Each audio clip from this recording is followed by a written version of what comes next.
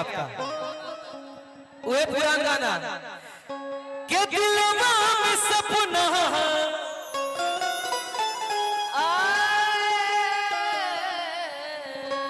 के दिलवा में सपना हजार का होला।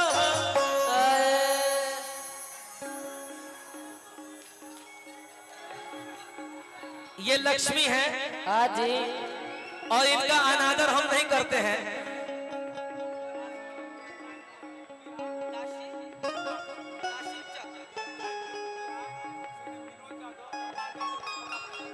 काशिम चक प्रधान के मुखिया जी श्री काशिम चक पंचायत के मुखिया श्री विनोद यादव जो कि सुभाष भैया के छोटे भाई हैं, उनके तरफ से देखिए है पुरस्कार जोना से हमने के सब कलाकार के रोजी रोटी चलेला। तो एक बार तनी सुभाष भाई के नाम पर थप्पड़ी बजा दे भैया सब लोग।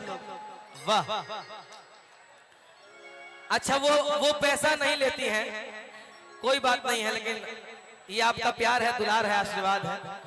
डिंपल जी आगे आइए ना, हम लोग जरा कर ले बात थोड़ा सा प्यार मोहब्बत के दिलवा में सपना दिलवा में सपना दिलवा में सपना जान का होला। दिलवा में सपना दिलवा में सपना जान का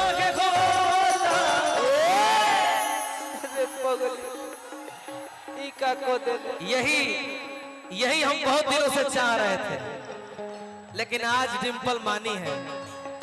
लेकिन गुस्सा होना भी जायज है। गुस्सा इंसान उसी से होता है जो अपना होता है, वरना गैरों से कौन गुस्सा होता है। क्या बात है, अपनों में ही हक होता है, पता है। नाराज हर किसी से हर कोई नहीं होता है, यही प्यार है। जिसपे हक होता है, जिसपे लगता है कि मेरी नाराजगी से सामने वाले को फर्क पड़ेगा, उससे इंसान गुस्सा होता है। तेरे प्यार का सिला हर हाल में देंगे, तेरे प्यार का सिला हर हाल में देंगे। खुदा भी मांगे तो ये दिल निकाल देंगे। अगर दिल ने कहा कि तुम बेवफा हो तो जाओ डिंपल, इस दिल से सीने को निकाल देंगे। बेदर्दी तेरे प्यार ने दीवाना कर दिया, बेदर्दी तेरे प्यार ने दीवाना कर दिया, मुझे दीवाना कर दिया, कहीं अपना के न जिया, मुझे दीवाना कर दिया, कहीं अपना के न जिया रे। बेदर्दी तेरे प्यार ने दीवाना कर दिया,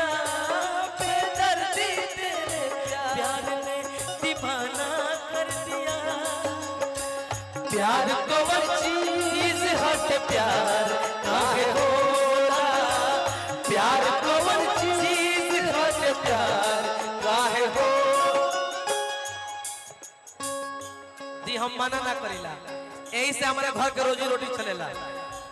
विनोद भैया सुभाष यादव भैया की तरफ से बहुत पुरस्कार, और यही तरह अपन आशीर्वाद प्यार बनौले रही।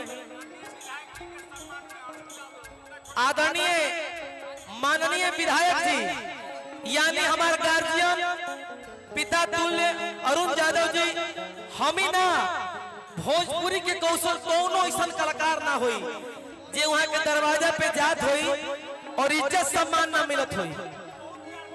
बिल्कुल बिल्कुल। काहे ना सहला यार प्यार के जुदाई,